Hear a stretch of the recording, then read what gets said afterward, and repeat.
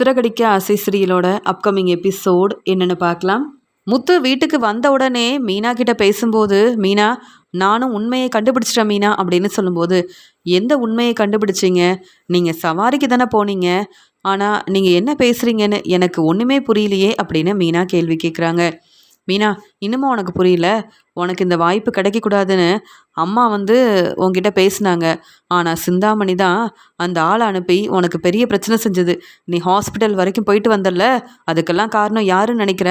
சிந்தாமணி தான் அப்படின்னு சொல்லும்போது, இதெல்லாம் எனக்கு ஏற்கனவே தெரியுங்க. சிந்தாமணி தான் பிரச்சனை செஞ்சுருக்காங்கன்னு எனக்கு தான் தெரியுமே அப்படின்னு சொல்லும்போது, அது மட்டும் இல்லை மீனா, அந்த ஆள் இப்போ வசமாக மாட்டிக்கிட்டாரு. அவரே இந்த உண்மையை சொல்லியிருக்காரு. அதனால் அந்த ஆளை நான் போலீஸ்கிட்ட கூப்பிட்டு போனேன். உண்மையை சொல்ல வச்சேன். அவங்க உண்மையை புரிஞ்சுக்கிட்டாங்க அப்படின்னு சொல்லும்போது, அப்படியா, அந்த ஆளை நீங்கள் கண்டுபிடிச்சிட்டிங்களா அப்படின்னு சொல்லும்போது, ஆமாம், இன்றைக்கி நான் சவாரிக்கு போன இடத்துல தான் அந்த ஆளை பார்த்தேன். அவர் உண்மையை சொன்ன உடனே என்னால் பொறுமையாக இருக்கவே முடியல. உடனே சிந்தாமணிக்கிட்ட பேசணும்னு நினச்சேன். ஆனால் அந்த ஆள் போலீஸ்கிட்ட முதல்ல உண்மையை சொல்லணும்னு அவரை கூப்பிட்டு போயிட்டேன் அப்படின்னு சொல்லி பேசிகிட்டு இருக்காரு முத்து. அப்படியாங்க அப்படின்னு சொல்லி மீனா கேள்வி கேட்குறாங்க. பார்த்தீங்களா, சிந்தாமணிக்கு இந்த வாய்ப்பு கிடைக்கலன்னு உடனே ரொம்ப கோவமாக இப்படி ஒரு வேலை செஞ்சுருக்காங்க, இப்படி ஒரு பிரச்சனை செஞ்சுருக்காங்க. ரேகா எங்கள் வீட்டுக்கு மருமகளாக வந்தால் அப்புறம் சிந்தாமணி அமைதியாக இருப்பாங்களா, பொறுமையாக இருப்பாங்களா? இதை விட பெரிய பெரிய பிரச்சனை செய்வாங்க. இப்போ எனக்கு நான் என் வேலையை பார்த்துட்ருக்கேன். ஹாஸ்பிட்டல் போயிட்டு வந்தாலும் இப்போ எந்த பிரச்சனையும் இல்லைன்னு டாக்டர் சொல்லிட்டாங்க. நான் பொறுப்பாக என் வேலையை பார்க்குறேன். ஆனால் என் தம்பி சத்யாவுக்கு பிரச்சனை வந்தால் என்னால் பொறுமையாக இருக்கவே முடியாதுங்க. என் அம்மாவும் சீதாவும் ரொம்ப மனசு வேதனைப்படுவாங்க. இதனால தான் சத்யாவுக்கு நீங்கள் சப்போர்ட் பண்ணக்கூடாது, சத்யாவுக்கும் ரேகாவுக்கும் நீங்கள் கல்யாணம் ஏற்பாடு செய்யக்கூடாதுன்னு நானும் என் அம்மாவும் பேசினோம். இப்போவாது உங்களுக்கு புரியுதா அப்படின்னு கேட்குறாங்க மீனா. என்ன மீனா, சிந்தாமணி இப்படி ஒரு வேலை செஞ்சுருக்காங்கன்னு இந்த உண்மையை கண்டுபிடிச்சது மட்டும் இல்லாமல் உன்கிட்ட இந்த உண்மையை சொல்லிகிட்ருக்கேன். ஆனால் நீ இப்போ சிந்தாமணியால் சத்யாவுக்கு பிரச்சனை வரக்கூடாதுன்னு பேசிகிட்டு இருக்க. அப்படிலாம் பிரச்சனை வருமா என்ன? பிரச்சனை வந்தாலும் நான் பொறுமையாக இருப்பேனா அப்படின்னு சொல்லிட்டு இப்போவே சிந்தாமணி செஞ்ச வேலைக்கு சரியான பதில் கொடுக்க போகிறேன். மறுபடியும் சிந்தாமணியால் மீனாவுக்கு நிறைய பிரச்சனை வரும்னு நான் மட்டும் இல்லை, நீயும் போலீஸ்கிட்ட உதவி கேட்கணும். அப்போ தான் சிந்தாமணி என்றைக்கும் வெளியில் வர முடியாது, நம்ம வேலையிலையும் பிரச்சனை செய்ய மாட்டாங்க. அப்புறம் என்ன, ரேகாவுக்கும் சத்யாவுக்கும் நல்லபடியாக கல்யாணம் ஏற்பாடு செய்யலாம்ல அப்படின்னு சொல்லும்போது, இல்லைங்க, சிந்தாமணி அதுக்கப்புறம் திரும்பி வந்ததுக்கப்புறமா பிரச்சனை செய்வாங்க. ரேகா வசதியான வாழ்க்கையை பார்த்துருக்காங்க. எங்கள் வீட்டில் அவங்களுக்கு அவ்வளோ வசதியான வாழ்க்கை கிடைக்காது. அப்புறம் அவங்க ரொம்ப யோசிப்பாங்க. இப்போ வேணும்னா சத்யா மேலே உள்ள அக்கறையில் அவங்க எங்கள் வீட்டுக்கு மருமகளாக வரணும்னு நினைக்கலாம். ஆனால் சத்யா இப்போ தாங்க அங்கே வேலைக்கு சேர்ந்துருக்கான். அவங்க கம்பெனியில் தான் சத்யா வேலை பார்க்குறான். இந்த உண்மை மட்டும் ரேகாவோட அப்பாவுக்கு தெரிஞ்சால் அதுக்கப்புறம் அவர் என்ன யோசிப்பார், என்ன முடிவெடுப்பாருன்னு தெரியாதுல்லங்க. அதனால் இந்த பிரச்சனையை பற்றி நீங்கள் பேச வேண்டாம். சத்யா கிட்ட நான் பேசி புரிய வைக்கிறேன். நீங்கள் இந்த பிரச்சனையை அப்படியே விட்டுருங்க. சிந்தாமணிக்கு சரியான பதில் நான் கொடுப்பேன் அப்படின்னு சொல்கிறாங்க மீனா. என்ன மீனா, எப்படி பொறுமையாக இருக்க முடியும்? எனக்கு என்னவோ இந்த பிரச்சனைக்கு காரணம் என் அம்மாவாக இருக்கும்னு நினைக்கிறேன். என் அம்மா தான் பேசி சிந்தாமணிக்கிட்ட சொல்லியிருப்பாங்க. இப்படிலாம் மீனாவுக்கு பிரச்சனை வந்தால் தான் மீனாவுக்கு இந்த வாய்ப்பு கிடைக்காதுன்னு என் அம்மா பேச்சை கேட்டு சிந்தாமணி இப்படிலாம் செஞ்சுருப்பாங்களா அப்படின்னு முத்து சொல்லும்போது, விஜயாத்தை எதுக்காக அப்படியெல்லாம் செய்யணும்? விஜயாத்தைக்கு நான் பூக்கடைக்கு வேலைக்கு போகிறது பிடிக்கல, இந்த வாய்ப்பு கிடைச்சது பிடிக்கல தான். ஆனால் மனோஜோட கல்யாண ஏற்பாடெல்லாம் செய்யணும்னு நினைக்கிறதுனால கண்டிப்பாக எனக்கு இப்படி ஒரு பிரச்சனை வரணும்னு விஜயாத்தை யோசிக்கவே மாட்டாங்க. இது எல்லாமே சிந்தாமணியோட வேலை தாங்க. எனக்கு தெரியும். நீங்கள் தான் இப்படிலாம் யோசிக்கிறீங்கன்னு சொல்லும்போது எப்படி மீனா பொறுமையாக இருக்க முடியும்? இந்த உண்மையை தெரிஞ்சுக்கிட்டு கண்டிப்பாக நான் பேசாமல் இருக்கக்கூடாது. நான் ரேகாவோட அப்பா கிட்ட பேச தான் போகிறேன். சத்யாவை பற்றின உண்மையை சொல்லி, சத்யா உங்கள் வீட்டு மாப்பிள்ளையாக வரணும்னா நீங்கள் சிந்தாமணியை பற்றி புரிஞ்சுக்கணும் அப்படின்னு பேச தான் போகிறேன் அப்படின்னு சொல்லும்போது, இல்லைங்க அதெல்லாம் வேண்டாம் அப்படின்னு சொல்லி பேசிகிட்டு இருக்காங்க மீனா. சத்யா எப்பயும் போல் தன்னுடைய கம்பெனிக்கு வராரு. சத்யா வேலை செஞ்சிட்ருக்கிறத ரேகாவோட அப்பா கவனிக்கிறாரு. சத்யா மேலே எவ்வளோ நம்பிக்கை வச்சுருந்தேன், ஆனால் சத்யா இப்போ என் பொண்ணு ரேகாவை விரும்பிகிட்ருக்கான். இங்கே சிந்தாமணி பேசினதுக்கப்புறமா தான் சத்யாவை பற்றின உண்மை எனக்கு தெரிய வருது. சத்யா ஏற்கனவே நிறைய பிரச்சனை செஞ்சுருக்கான். மீனாவும் முத்துவும் தான் சத்யாவுக்கு துணையாக இருந்து நல்லா படிக்க வச்சுருக்காங்க. இப்போ இந்த வேலை கிடைக்கிறதுக்கு காரணமும் இங்கே சத்யாவோட மாமா அருண் தானே. அருண் மேலே உள்ள நம்பிக்கையில் தான் சத்யாவுக்கு இங்கே வேலை கொடுத்தேன். ஆனால் இப்போ இந்த சத்யா என்னை புரிஞ்சுக்காம என் பொண்ணு ரேகாவையை கல்யாணம் பண்ணிக்கணும்னு நினச்சா நான் பொறுமையாக இருப்பேனா என்ன? சத்யாவால் அவங்க வீட்டிலேயே நிறைய பிரச்சனை வந்திருக்கு. இதில் என் வீட்டுக்கு மருமகனாக வர முடியுமா? நான் தான் இந்த கல்யாணத்தை செஞ்சு வைக்க முடியுமா? நான் வந்து எவ்வளோ வசதியாக இருக்கேன். என் பொண்ணு ரேகா நிறைய படிச்சிருக்காங்க, பெரிய பிஸ்னஸ் செய்கிறாங்க. இன்னும் பெரிய கம்பெனியை ஆரம்பித்து கொடுக்க போகிறேன் ரேகாவுக்காக. அப்படி இருக்கும்போது எப்படி வந்து சத்யாவை வந்து ரேகா கல்யாணம் பண்ணிக்க முடியும்? ரேகாவோட வாழ்க்கையை பற்றி நானும் சிந்தாமணியும் இவ்வளோ யோசிக்கிறோம். ஆனால் ரேகா கண்டிப்பாக எங்கள் பேச்சை கேட்கவே மாட்டா. என்ன செய்கிறது? பேசாமல் சத்யா கிட்ட பேசி சத்யாவை இங்கேருந்து அனுப்புனா தான் நமக்கு நல்லது.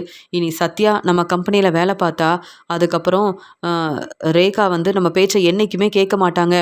அதே மாதிரி சிந்தாமணி சொன்ன மாதிரியே ரேகாவையும் வெளியூருக்கு அனுப்பணும். வெளியூரில் நமக்கு நிறைய பிஸ்னஸ் இருக்குது, நிறைய கம்பெனி இருக்குது.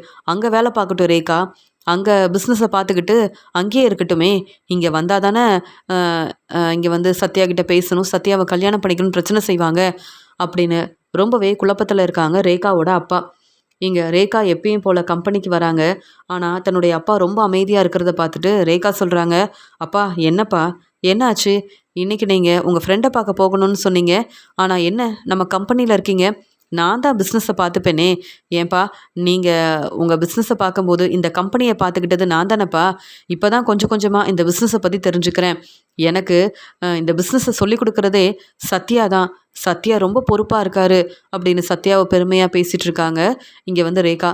போதும் ரேகா, இப்போ எதுக்காக சத்யாவை ரொம்ப பெருமையாக பேசிகிட்டு இருக்க அப்படின்னு ரேகாவோட அப்பா கேட்கும்போது, ஏன்பா சத்யாவால் தானே நம்ம கம்பெனிக்கு இப்போ நல்ல வருமானம் வருது. சத்யா தானேப்பா நம்ம கம்பெனிக்கு என்ன செய்யணும்னு யோசித்து நம்ம கம்பெனி நல்லபடியாக நடக்கிறதுக்கு காரணமே சத்யா தானே. அப்படி இருக்கும்போது நீங்களே சத்யாவை எவ்வளோ பாராட்டி பேசியிருக்கீங்க, இப்போ ஏன் இப்படி பேசுகிறீங்க அப்படின்னு சொல்லும்போது, சரி ரேகா அதெல்லாம் இருக்கட்டும். நாம் கம்பெனி புதுசாக நம்ம ஆரம்பிக்க போகிறோம்ல, நீ வெளியூருக்கு போகணும், அந்த பிஸ்னஸை நீ தான் பார்த்துக்கணும், அந்த கம்பெனிக்கு நீ தான் ஓனராக இருக்கணும். எத்தனை நாள் தான் இங்கேயே இருக்க முடியும்? நீ பெரிய பெரிய பிஸ்னஸ் செய்யணும்னு நினைக்கிற. அதனால தான் உன்னை நம்பி இந்த பொறுப்பை கொடுக்கலான்னு நினைக்கிறேன். நீ பேசாமல் வெளியூருக்கு கிளம்பு, நம்ம கம்பெனியை பார்த்துக்க. நீயே ஓனராக இருந்து அங்கே வேலையை சரியாக செய்யணும். உன் மேலே எனக்கு நம்பிக்கை இருக்குது அப்படின்னு சொல்லும்போது, அப்பா என்னப்பா இப்போ தான் பிஸ்னஸை நானே தெரிஞ்சுக்கிறேன். சத்யா கிட்ட கேட்டு தான்ப்பா ஒவ்வொன்றையும் நான் தெரிஞ்சுக்கிறேன். அப்படி இருக்கும்போது எப்படி வெளியூருக்கு போக முடியும்? அந்த பிஸ்னஸை தனியாக பார்த்துக்க முடியும். நீங்கள் வேணும்னா அந்த பிஸ்னஸை பார்த்துக்கோங்க, நான் இங்கேயே இருக்கிறேன் அப்படின்னு சொல்கிறாங்க ரேகா.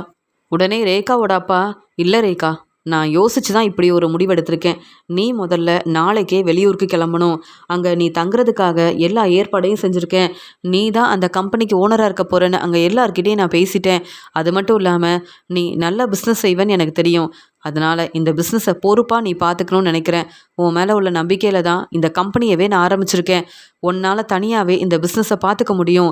நீ பிஸ்னஸை நல்லபடியாக செய்யணுன்றதுக்காக தானே இங்கே நம்ம வீட்டில் தங்கியிருக்க. இல்லைனா தான் நம்ம வீட்டுக்கு வரவே மாட்டியே. உன்னை நம்பி இவ்வளோ பெரிய வேலையை கொடுக்குறேன், வெளியூருக்கு போக முடியாது, பிஸ்னஸை தனியாக பார்த்துக்க முடியாதுன்னு இப்படி பேசுகிற. நீ உன்னுடைய படிப்பெல்லாம் முடிச்சுட்டு வந்த உடனே என்கிட்ட எவ்வளோ நம்பிக்கையாக பேசினேன். ஆனால் இப்போ அங்கே தனியாக பிஸ்னஸை பார்த்துக்க முடியாது அப்படின்னு நீ சொல்லுவேன்னு நான் எதிர்பார்க்கவே இல்லை.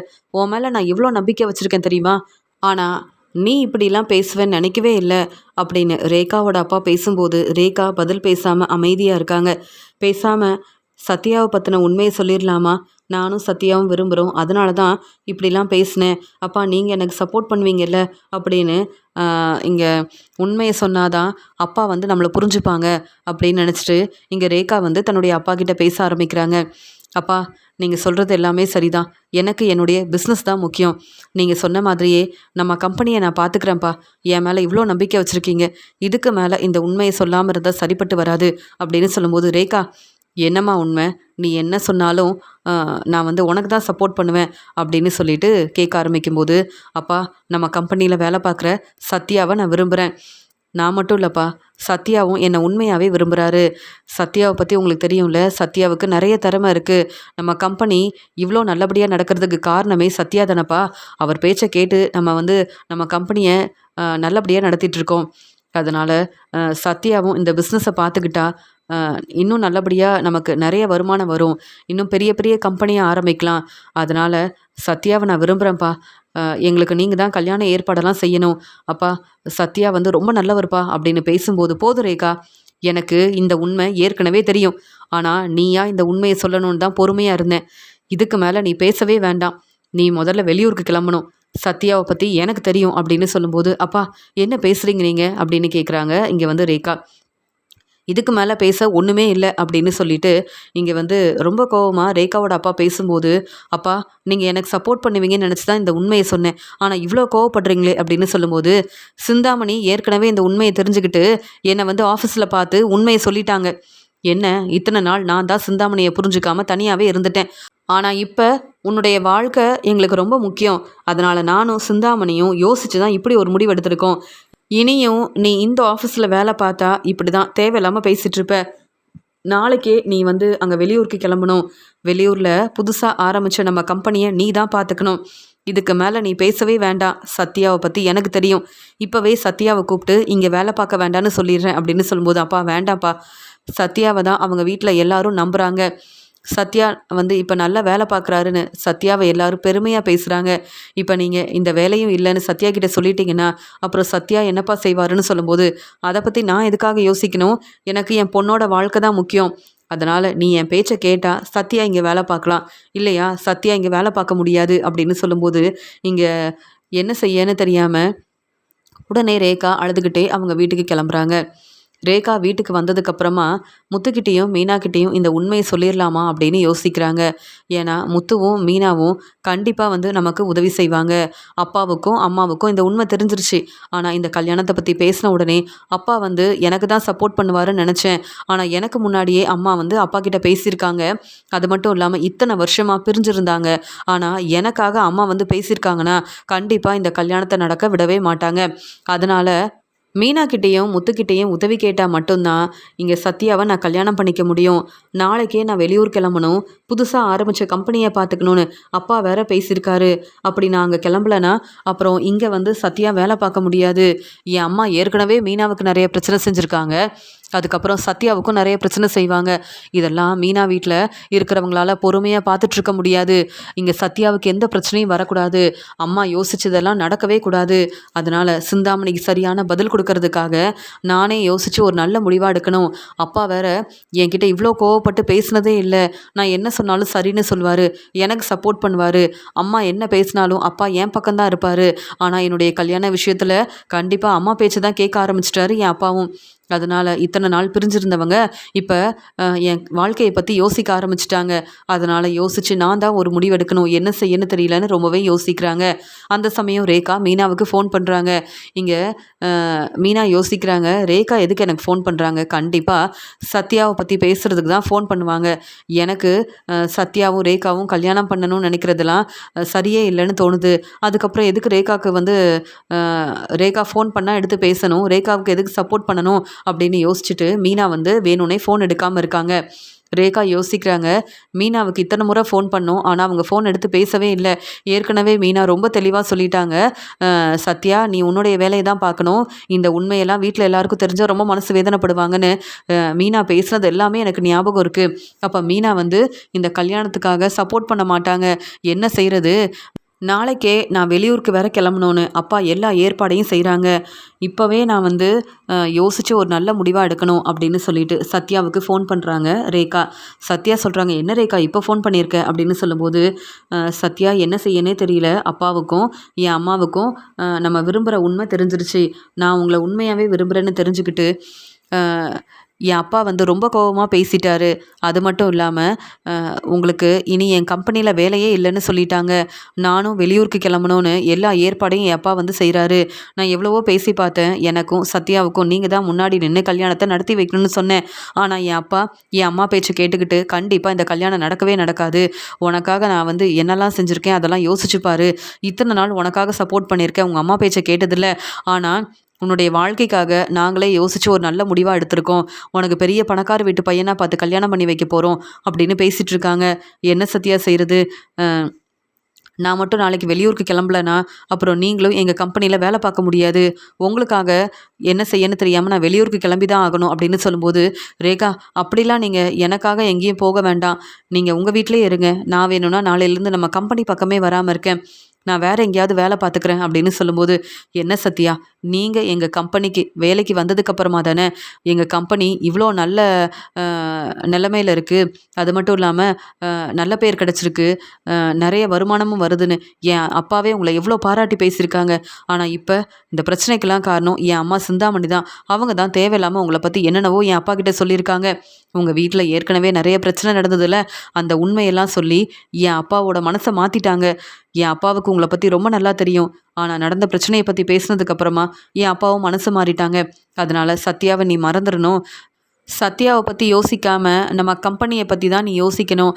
நமக்கு நம்ம வேலை தான் முக்கியம் அப்படின்னு சொல்லி பேசிகிட்டு இருந்தாங்க. அவங்க கல்யாண ஏற்பாடெல்லாம் செய்ய மாட்டாங்க. அது மட்டும் இல்லாமல் நான் மீனாவுக்கு ஃபோன் பண்ணேன். நமக்கு உதவி செய்வாங்கன்னு நினச்சேன். நான் ஃபோன் பண்ணது தெரிஞ்சும் மீனா ஃபோன் எடுத்து பேசவே இல்லை.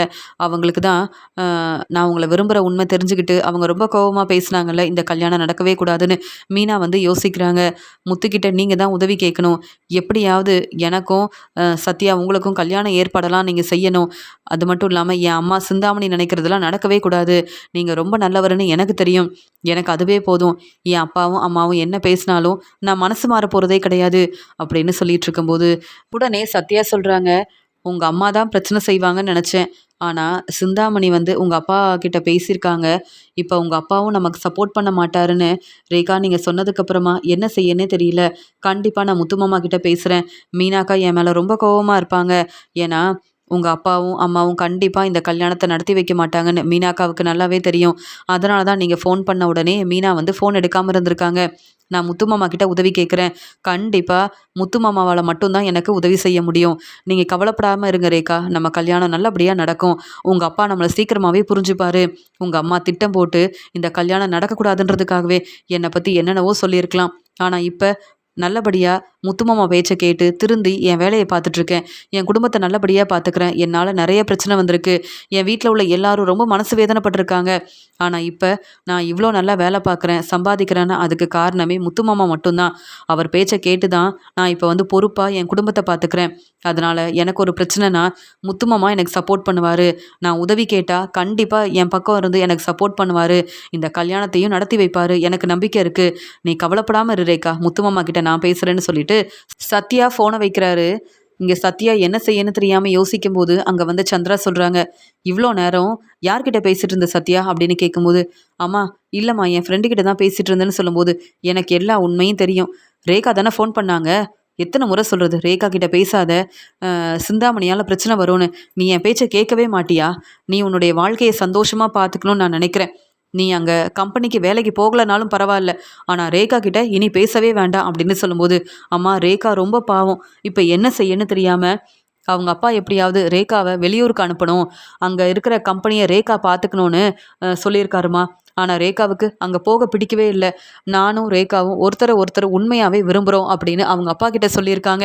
ஆனால் அவங்க அப்பா அதெல்லாம் கேட்கவே இல்லைம்மா அப்படின்னு சொல்லும்போது, பாத்தியா இப்போவே உண்மையை தெரிஞ்சுக்கிட்டு ரேகாவை உனக்கு கல்யாணம் பண்ணி வைக்கக்கூடாதுன்றதுக்காக தான் புது கம்பெனியை பார்த்துக்கிறதுக்காக ரேகாவை அனுப்பணும்னு அவங்க அப்பா யோசிச்சிருக்காரு. நீயும் அவங்க கம்பெனியில் வேலை பார்க்குற. இனி உன்னை பற்றி அவங்க என்ன நினைப்பாங்க? நல்லபடியாக வேலை பார்த்து குடும்பத்தை பார்த்துக்கணுன்ற எண்ணமே இல்லை. இப்படி தேவையில்லாத வேலையை செஞ்சிட்ருக்க. இங்கே உன்னுடைய கம்பெனி ஓனர் ரொம்ப நல்லவர்னு சொன்னார்ல, அவர் பேச்சை தான் நீ கேட்கணும். அவங்க பொண்ணை அவங்க எங்கே வேணாலும் அனுப்பட்டும். அவங்க நல்லபடியாக கம்பெனியை பார்த்துக்கிட்டோம். இன்னும் கொஞ்ச நாள் தான், அப்புறம் ரேகா அவங்க வேலையை பார்ப்பாங்க. நீயும் உன்னுடைய வேலையை பாரு. இதனால் சிந்தாமணி நமக்கு பிரச்சனை செய்யக்கூடாது. என்னால் இதெல்லாம் பொறுமையாக பார்த்துட்டு அமைதியாகவே இருக்க முடியாது. மீனாவோட வாழ்க்கையே எனக்கு முக்கியம். சிந்தாமணி எவ்வளோ பிரச்சனை செஞ்சுருக்காங்கன்னு உனக்கு தெரியும்ல. சிந்தாமணி மீனாவுக்கு இந்த வாய்ப்பு கிடைக்கக்கூடாதுன்னு அந்த ஆள் அனுப்பி பிரச்சனை செஞ்சுருக்காங்க. இந்த உண்மையெல்லாம் தெரிஞ்சுக்கிட்டு சிந்தாமணியோட பொண்ணு ரேகாவை தான் விரும்புகிறேன், ரேகாவை தான் கல்யாணம் பண்ணிப்பேன்னு நீ சொன்னால் நான் பொறுமையாக பார்த்துட்டு அமைதியாக இருக்கணுமா என்ன அப்படின்னு சொல்லும்போது, இல்லைம்மா நான் சொல்கிறத புரிஞ்சுக்கோங்கம்மா. முத்துமாமா கிட்ட சொன்னால் கண்டிப்பாக உதவி செய்வாங்க. எனக்கும் ரேகாவுக்கும் கல்யாணம் நடந்தால் சிந்தாமணி அப்புறம் என்னம்மா செய்ய முடியும்? சிந்தாமணியால் எந்த பிரச்சனையும் செய்ய முடியாது. ஏன்னா அப்புறம் ரேகா நம்ம வீட்டு மருமக. கண்டிப்பாக தன்னுடைய பொண்ணு வாழ்க்கையை பற்றி யோசிப்பாங்கல்ல. ரேகா மட்டும் இல்லைம்மா, நானும் அவங்க வீட்டு மருமகன் தானே. எனக்கு எப்படிம்மா பிரச்சனை செய்வாங்க? அப்படியே பிரச்சனை செஞ்சாலும் ரேகா பொறுமையாக இருக்கவும் மாட்டாங்க. இதனால் ரேகா தான் கஷ்டப்படுவாங்கன்னு அவங்களுக்கு தெரியாதா அப்படின்னு சொல்லும்போது, என்ன சத்யா நான் சொல்ல வரத நீ புரிஞ்சுக்கவே மாட்டிக்கிறியே அப்படின்னு இங்கே வந்து சந்திரா வந்து பேசிட்டு இருக்கும்போதே ரொம்ப அழ ஆரம்பிக்கிறாங்க. அம்மா நீங்கள் கவலைப்படாமல் இருங்கம்மா, எந்த பிரச்சனையும் வராதும்மா, முத்துமாமா நமக்கு சப்போர்ட் பண்ணும்போது எதுக்குமா பிரச்சனை வரப்போகுது அப்படின்னு இங்கே ஆறுதலாக பேசிட்டு இருக்காரு சத்யா. இங்கே சந்திரா ரெஸ்ட் எடுக்கிறதுக்காக அங்கே ரூமுக்கு போகிறாங்க. அந்த சமயம் தன்னுடைய ஃபோன் எடுத்து இங்கே முத்துவுக்கு ஃபோன் பண்ணுறாரு சத்யா. என்ன சத்யா இப்போ ஃபோன் பண்ணியிருக்குன்னு சொல்லும்போது நடந்த உண்மையை ரொம்ப தெளிவாக சொல்கிறாரு முத்துமாமா. மீனாக்கா கிட்ட உதவி கேட்கலான்னு நினச்சேன். ஆனால் இங்கே வந்து ரேகா ஃபோன் பண்ணப்போ மீனாக்கா எடுக்கவே இல்லை. எனக்கு தெரியும் என் மேலே மீனாக்கா ரொம்ப கோவமாக இருக்காங்கன்னு. அவங்க பேச்சை நான் கேட்கலன்னு நினைக்கிறாங்க. இப்போ ரேகா என்னை ரொம்பவே நம்புகிறாங்க, என்னை விரும்புகிறாங்க, என்னை கல்யாணம் பண்ணிக்கணும்னு நினைக்கிறாங்க. அப்படி இருக்கும்போது அவங்களுக்கு நான் தானே சப்போர்ட் பண்ணணும், நான் தானே உதவி செய்யணும். ரேகாவை கல்யாணம் பண்ணிக்கிட்டா எனக்கு இந்த கம்பெனி கிடைக்கும், எனக்கு நிறைய பணம் கிடைக்கும்னு நான் யோசிக்கவே இல்லை. எனக்கு ரேகா எங்கள் வீட்டுக்கு மருமகளாக வந்தால் போதும், ரேகாவை நல்லா பார்த்துப்பேன். எனக்கு நிறைய திறமை இருக்குது, புதுசாக பிஸ்னஸ் ஆரம்பிக்க என்னால் முடியும். ஏன் அவங்க கம்பெனியில் தான் நான் வேலை பார்க்கணுமா என்ன? எனக்கு எப்படி பிஸ்னஸ் ஆரம்பிக்கணும், என்ன வேலை செய்யணும்னு ரொம்ப நல்லா தெரியும். இத்தனை வருஷமாக அவங்க கம்பெனியில் வேலை பார்த்துருக்கேன். என் வாழ்க்கையை பார்த்துக்க எனக்கு தெரியாதா அப்படின்னு சொல்லும்போது, இவ்வளோ நம்பிக்கையாக பேசுகிறல்ல, இப்போவே உன் மேலே எனக்கு நம்பிக்கை வந்துருச்சு, இப்போ என்ன செய்யணும் அப்படின்னு சொல்லும்போது, சிந்தாமணி ரேகாவோட அப்பா கிட்ட பேசியிருக்காங்க. இப்போ வந்து சிந்தாமணியும் ரேகாவோட அப்பாவும் ரேகாவை வெளியூருக்கு அனுப்பணும், அங்கே புது கம்பெனிக்கு ரேகா ஓனராக இருக்கணும்னு அவங்கெல்லாம் யோசிக்கிறாங்க. ஆனால் ரேகா இப்போ தான் ஃபோன் பண்ணாங்க, என்னால் வெளியூருக்கு போக முடியாது, சீக்கிரமாக வந்து என்னை கல்யாணம் பண்ணிக்கோங்க, இல்லை உங்கள் வீட்டிலேருந்து எல்லாரையும் வர வச்சு என் அப்பா கிட்ட பேசுங்க, என் அப்பா ரொம்ப நல்லவர், நீங்கள் பேசுனா புரிஞ்சுப்பாரு அப்படின்னு சொல்லிட்டு இருக்காங்க. முத்துமாமா இப்போ என்ன செய்கிறதுன்னு எனக்கு ஒன்றுமே புரியல. ஒரு பக்கம் மீனாக்கா, என் அம்மானு எல்லாரும் நீ ரேகாவை கல்யாணம் பண்ணிக்க வேண்டாம், சிந்தாமணியால் பிரச்சனை வரும், அதனால் நீ எங்கள் பேச்சை கேட்டால் போதும், நாளையிலேருந்து இங்கே ரேகாவோட கம்பெனிக்கு நீ வேலைக்கு போகவே வேண்டான்னு என் அம்மா இவ்வளோ நேரம் பேசியிருக்காங்க. அவங்கக்கிட்ட இவ்வளோ நேரம் நானும் ஆறுதலாக பேசியிருக்கேன். ஆனால் என்ன முடிவெடுக்கனே தெரியல. நீங்கள் தான் யோசிச்சு எனக்காக உதவி செய்யணும். வேறு யார்கிட்ட முத்துமாமா நான் உதவி கேட்க முடியும் அப்படின்னு சொல்லும்போது, கவலைப்படாத சத்யா, ஏற்கனவே சிந்தாமணிக்கு சரியான பதில் கொடுக்கணும்னு நினச்சேன். இப்போ என்கிட்ட தெளிவான ஆதாரமும் இருக்குது. சிந்தாமணிக்கு சரியான பதில் கொடுக்கறது மட்டும் இல்லை, ரேகாவை உனக்கு நானே கல்யாணம் பண்ணி வைக்கிறேன். ரேகாவோட அப்பா ரொம்ப நல்லவர்னு எனக்கும் தெரியும், அவர்கிட்ட நானே வந்து பேசுகிறேன் போதுமா அப்படின்னு சொல்கிறாங்க. நாளைக்கே அங்கே நான் வந்து ரேகாவோட அப்பா கிட்ட பேசுகிறேன் அப்படின்னு சொல்லிட்டு முத்து வந்து சொல்லிகிட்ருக்காரு. இங்கே சத்யா ரொம்ப சந்தோஷப்படுறாங்க. முத்துமாமா எனக்கு நீங்கள் தான் முன்னாடி நின்று ரேகாவை கல்யாணம் பண்ணி வைக்கணும் அப்படின்னு சொல்லும்போது இங்கே முத்து சொல்கிறாங்க, மீனாவும் என்னை புரிஞ்சுக்கல, ஆனால் நீ என்னை நம்புற, அதுக்காகவே கண்டிப்பாக உனக்கு நான் உதவி செய்வேன், கவலைப்படாமல் இரு சத்யா, இந்த பிரச்சனையை நான் பார்த்துக்கிறேன். இங்கே வந்து ரேகாவோட அப்பா கிட்ட பேசினா இந்த பிரச்சனை எல்லாம் சரியாயிரும், அவரே முன்னாடி நின்று இந்த கல்யாணத்தை நல்லபடியாக நடத்தி வைப்பார், சிந்தாமணிக்கு சரியான பதில் நான் கொடுப்பேன் அப்படின்னு சொல்லிட்டு முத்து வந்து இங்கே சத்யா கிட்ட பேசிகிட்டு இருக்காரு. அதனால் சத்யா ரொம்ப சந்தோஷப்படுறாரு. அடுத்த நாள் முத்து வந்து சத்யா, மீனா, சீதான்னு எல்லாரையும் கூப்பிட்டுட்டு இங்கே வந்து ரேகாவோட ஆஃபீஸ்க்கு கிளம்பி வராரு. முத்துவும் மீனாவும் வரதை பார்த்த உடனே ரேகாவோட அப்பா யோசிக்கிறாங்க, எதுக்காக மீனாவும் முத்துவும் என்ன பார்க்கறதுக்காக வராங்க, சத்யா வேற இன்னைக்கு வேலைக்கு வரல அப்படின்னு சொன்னாங்க, நிம்மதியாக இருந்தேன், ஆனால் இவங்க எல்லாரும் என்ன பார்க்கறதுக்காக வராங்க, இவங்க கிட்ட இன்னைக்கு ரேகாவோட வாழ்க்கையை பற்றி ரொம்ப தெளிவாக பேசணும், இனி சத்யா ரேகாவோட வாழ்க்கையில் தலையிடக்கூடாது, ரேகா வந்து புது வேலையை பார்க்கறதுக்காக வெளியூர் போகிறாங்கன்ற உண்மையை சொல்லிடணும், எனக்கு என் பொண்ணோட வாழ்க்கை முக்கியம், சிந்தாமணியே ரேகாவை பற்றி யோசிக்கும் போது என் பொண்ணு ரேகாவை பற்றி நான் யோசிக்க மாட்டேன்னா என்ன அப்படின்னு சொல்லிட்டு ரேகாவோட அப்பா யோசிக்கிறாரு. அந்த சமயம் அங்கே வந்த முத்து, சார் அப்படின்னு சொல்லும்போது, வாங்க முத்து, வாங்க மீனா, எப்படி இருக்கீங்கன்னு கேட்கும்போது, சார் நாங்கள் ரொம்ப நல்லா இருக்கோம் சார் அப்படின்னு சொல்லி பேசிகிட்டு இருக்காங்க. மீனா உங்களுக்கு பெரிய வாய்ப்பு கிடச்சிருக்குன்னு ரேகா சொன்னப்போ நான் சந்தோஷப்பட்டேன் அப்படின்னு சொல்லும்போது, ஆமாம் சார் அப்படின்னு சொல்கிறாங்க மீனா. இப்போ என்ன இங்கே வந்திருக்கீங்க அப்படின்னு சொல்லும்போது, சார் இங்கே என் தம்பி சத்யாவை பற்றி உங்ககிட்ட பேசணும் அப்படின்னு சொல்கிறாங்க மீனா.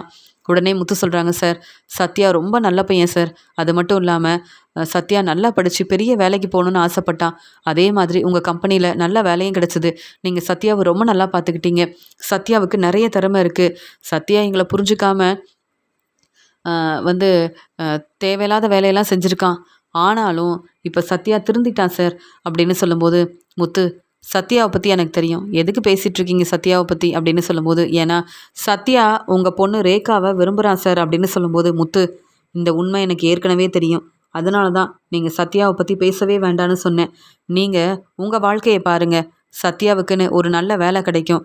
இனி சத்யா எங்கள் கம்பெனிக்கு வரவும் வேண்டாம், இங்கே வேலை பார்க்கவும் வேண்டாம் அப்படின்னு சொல்லிட்டு என் பொண்ணை வெளியூருக்கு அனுப்புகிறோம். ஏன்னா அங்கே புது கம்பெனி ஆரம்பிக்கிறோம். இனி அந்த புது கம்பெனிக்கு என் பொண்ணு ரேகா தான் ஓனராக இருக்க போகிறாங்க. இனி இதை பற்றி பேசவே வேண்டாமே. இத்தனை நாள் சத்யா வேலை பார்த்ததுக்கு நாங்கள் எவ்வளோ பணம் கொடுக்கணுமோ அந்த பணத்தை வாங்கிட்டு இங்கேருந்து கிளம்புங்க அப்படின்னு சொல்லிட்டு இருக்கும்போது அங்கே சிந்தாமணி வராங்க. சிந்தாமணி சொல்கிறாங்க, எதுக்கு இவங்க எல்லாரும் வந்திருக்காங்க? நீங்கள் என்ன இவங்க கிட்ட இவ்வளோ பொறுமையாக பேசிகிட்டு இருக்கீங்க? இந்த மீனாவும் முத்துவும் திட்டம் போட்டு நம்ம பொண்ணு வாழ்க்கையவே ஒன்றும் இல்லாமல் செய்யணும்னு இந்த சத்யாவுக்கு ரேகாவை கல்யாணம் பண்ணி வைக்கணும்னு யோசிக்கிறாங்க. நீங்கள் என்ன இவங்ககிட்ட ரொம்ப சந்தோஷமாக பேசிகிட்டு இருக்கீங்க? நல்ல வேலை இப்போ உங்களை பார்க்கறதுக்காக உங்கள் ஆஃபீஸ்க்கு வந்தேன் அப்படின்னு ரேகாவோட அப்பா கிட்ட சிந்தாமணி சொல்லும்போது, சிந்தாமணி பொறுமையாரு, இவங்க கிட்ட எப்படி பேசணும்னு எனக்கு தெரியும். மீனா முத்துவை பற்றி எனக்கு ரொம்ப நல்லா தெரியும். அதனால் நீ பேச வேண்டாம் அப்படின்னு சொல்லும்போது, என்ன நீங்கள் மீனாவுக்கும் முத்துவுக்கும் சப்போர்ட் பண்ணுறீங்க? இந்த மீனாவால் தான் எனக்கு கிடைக்கிற இந்த வாய்ப்பு கிடைக்கல. அது மட்டும் இல்லாமல் என்னுடைய பிஸ்னஸில் தேவையில்லாமல் பிரச்சனை செய்கிறது இந்த மீனா தான். நான் எவ்வளோ பெரிய வேலைலாம் செஞ்சுட்டு இருந்தேன், எவ்வளோ பெரிய பிஸ்னஸ் செஞ்சேன், பெரிய பெரிய டெக்கரேஷன் ஆர்டர்லாம் செஞ்சுட்டு இருந்தேன். இந்த மீனா என்னுடைய வேலையவே ஒன்றும் இல்லாமல் செஞ்சுட்டா. இப்போ மீனாவுக்கு அந்த பெரிய டெக்கரேஷன் ஆர்டர் கிடைக்கணுன்றதுக்காக தேவையில்லாமல் என் வேலையில் தலையிட்டு பிரச்சனை செய்கிறதுன்னு இந்த மீனா என்னென்ன செஞ்சுருக்கான்னு உங்களுக்கு தெரியுமா அப்படின்னு சொல்லும்போது, மீனா சொல்கிறாங்க, போதும் சிந்தாமணி, பொய் சொல்லாதீங்க. நீங்கள் தான் எனக்கு பிரச்சனை செஞ்சுருக்கீங்க. இப்போ வரைக்கும் சரியாக என் வேலையை பார்க்க முடியல. அந்த ஆளை அனுப்பி எனக்கு பிரச்சனை செய்யணும்னு நினச்சது மட்டும் இல்லாமல் அந்த ஆள் இப்போ உண்மையை சொல்லிட்டான். இதுக்கு மேலே நீங்கள் பேசாதீங்க அப்படின்னு சிந்தாமணி கிட்ட மீனா ரொம்ப கோபமாக பேசுகிறாங்க. பார்த்தீங்களா, இதுக்காக தான் சொன்னேன் சத்யாவுக்காக பேச வர வேண்டான்னு. சிந்தாமணி என்னெல்லாம் பேசுகிறாங்க பாருங்க அப்படின்னு சொல்லும்போது சிந்தாமணி சொல்கிறாங்க, என்ன மீனா தேவையில்லாமல் பேசிகிட்டு இருக்க? உன்னுடைய தம்பி சத்யா என்ன ரொம்ப நல்லவனா? அவன் தானே உன்னுடைய மாமியாரோட பணத்தை எடுத்துகிட்டு வந்தான். முத்துவோட பைக்கை எடுத்ததும் இந்த சத்யா தான். சத்யாவால் தான் அவங்க அப்பாவுக்கு நிறைய பிரச்சனை வந்தது. என்ன மீனா, இந்த உண்மையெல்லாம் எனக்கு தெரியாதுன்னு நினச்சியா? இந்த சத்யா என் வீட்டுக்கு மருமகனாக வரதா? அதெல்லாம் நடக்கவே நடக்காது. என் பொண்ணு ரேகாவுக்கு எவ்வளோ வசதியான வாழ்க்கையை கொடுத்துருக்கோம். இங்கே ரேகா வந்து பெரிய பெரிய கம்பெனியை ஆரம்பிக்கிறதுக்காகவும் பிஸ்னஸ் செய்கிறதுக்காகவும் நாங்கள் உதவி செய்வோம். ஆனால் எப்படி சத்யா வந்து ரேகாவை கல்யாணம் பண்ணிக்க முடியும்? இதெல்லாம் நடக்கவே நடக்காது அப்படின்னு பேசிகிட்டு இருக்கும்போது, பார்த்தீங்களா சிந்தாமணி இப்படி தான் பேசுவாங்கன்னு எனக்கு தெரியும். ஏன்னா எங்ககிட்ட வசதி இல்லை, பணம் இல்லை அப்படின்னு மீனா வந்து ரொம்ப மனசு வேதனைப்படுறாங்க. உடனே இங்கே ரேகாவோட அப்பா சொல்கிறாங்க, இல்லை மீனா, அப்படிலாம் வந்து நீங்கள் புரிஞ்சிக்காமல் பேசாதீங்க. என்னதான் சிந்தாமணி இப்படி பேசினாலும் சத்யாவை புரிஞ்சுக்கிட்டு சத்யா எங்கள் கம்பெனிக்காக நிறைய உதவி செஞ்சுருக்காரு, நிறைய வேலை செஞ்சுருக்காரு. அதனால் சத்யா மேலே எனக்கு தனி நம்பிக்கை இருந்தது. ஆனால் என் பொண்ணு ரேகாவை விரும்புகிறதெல்லாம் தெரிஞ்சுக்கிட்டு என்னால் பொறுமையாகவே இருக்க முடியல. அது மட்டும் இல்லாமல் சத்யா ஏற்கனவே என்னென்ன செஞ்சுருக்காருன்ற எல்லா உண்மையும் இங்கே சிந்தாமணி சொன்னதுக்கப்புறமா எப்படி ரேகாவை கல்யாணம் பண்ணி வைக்க முடியும்? அதனால தான் நானும் யோசித்து ஒரு நல்ல முடிவாக எடுத்திருக்கேன்னு சொல்லும்போது இங்கே முத்து சொல்கிறாங்க, சார் சிந்தாமணி பேச்சை கேட்டு தான் இப்படி ஒரு முடிவெடுத்தீங்களா? சிந்தாமணியை பற்றி முதல்ல உங்களுக்கு தெரியுமா சார்? இத்தனை வருஷம் அவங்கக்கிட்ட நீங்கள் பேசலை. சிந்தாமணி உங்களை பார்க்க வரவும் இல்லை. உங்கள் மேலே கொஞ்சம் கூட அக்கறையே இல்லாமல் இருந்த சிந்தாமணி இப்போ மீனா மேலே உள்ள கோவத்தில் தான் சத்யாவுக்கும் ரேகாவுக்கும் கல்யாண ஏற்பாடெல்லாம் செய்யக்கூடாதுன்னு உங்ககிட்ட தேவையில்லாமல் பேசிகிட்டு இருக்காங்க. இங்கே சத்யாவை பற்றி நான் சொல்கிறேன் சார். சத்யா தன்னுடைய குடும்பத்தை ரொம்ப பொறுப்பாக அக்கறையாக பார்த்துக்கிறான். சத்யா தேவையில்லாத வேலையெல்லாம் செஞ்சது உண்மைதான். ஆனால் இப்போ சத்யா அப்படிலாம் இல்லை சார். ரொம்ப பொறுப்பாக தன்னுடைய குடும்பத்தை ரொம்ப நல்லா பார்த்துக்கிறான் சார். அது மட்டும் இல்லாமல் சத்யாவை நம்பி நீங்கள் வந்து ரேகாவை எங்கள் வீட்டுக்கு மருமகளாக அனுப்பலாம். இங்கே சிந்தாமணி என்னென்ன வேலை செஞ்சுருக்காங்கன்னு உங்களுக்கு தெரியுமா? சிந்தாமணி பேச்சை கேட்டு சிந்தாமணி மேலே உள்ள நம்பிக்கையில் இப்படிலாம் பேசுகிறீங்களே, என்கிட்ட இருக்கிற ஆதாரத்தை பாருங்கள் சார் அப்படின்னு சொல்லிட்டு தன்னுடைய ஃபோனில் இருந்த ஆதாரத்தை இங்கே வந்து முத்து வந்து ரேகாவோட அப்பா கிட்ட வந்து கொடுக்குறாரு. அந்த ஆள் வந்து சிந்தாமணி அக்கா தான் இப்படிலாம் செய்ய சொன்னாங்க. மீனாவுக்கு பிரச்சனை வர காரணமே சிந்தாமணி அக்கா தான். அவங்க சொல்லி தான் நான் இப்படி ஒரு வேலை செஞ்சேன். மீனாவுக்கு இந்த வாய்ப்பு கிடைக்கக்கூடாதுன்னு மீனா மேலே உள்ள கோவத்தில் இந்த வேலையை செய்ய சொன்னது அவங்க தான். சிந்தாமணி பேச்சை கேட்டு தான் இப்படி ஒரு வேலை செஞ்சேன். சிந்தாமணி எனக்கு நிறைய பணம் கொடுத்தாங்க அப்படின்ற உண்மையை ரொம்ப தெளிவாக சொல்கிறாங்க. பார்த்தீங்களா சார், மீனாவுக்கு இந்த வாய்ப்பு கிடைக்கக்கூடாதுன்னு சிந்தாமணி என்னென்ன வேலை செஞ்சுருக்காங்க பாருங்கள். இப்போயும் நாங்கள் பொறுமையாக இருக்கிறதுக்கு காரணமே நீங்கள் மட்டும்தான் சார். ஏன்னா உங்கள் மேலே எங்களுக்கு நம்பிக்கை இருக்குது அப்படின்னு சொல்லும்போது சிந்தாமணி என்ன இதெல்லாம் அப்படின்னு ரேகாவோட அப்பா கேட்கும்போது, அதெல்லாம் ஒன்றும் இல்லைங்க, இவங்க வேணும்னே திட்டம் போட்டு உங்களை ஏமாத்துறதுக்காக தான் இந்த முத்து இப்படிலாம் பேசிகிட்டு இருக்கான்னு சொல்லும்போது, இல்லையே என்கிட்ட தான் தெளிவாக ஆதாரம் இருக்கே, நான் வந்து உண்மையை தான் சொல்கிறேன், பொய் சொல்ல வேண்டிய அவசியம் எனக்கு இல்லை. மீனாவுக்கு இந்த வாய்ப்பு கிடைக்கக்கூடாதுன்னு என்னென்ன செஞ்சுருக்கீங்கன்னு எல்லாருக்கும் புரிய வைக்க வேண்டாமா?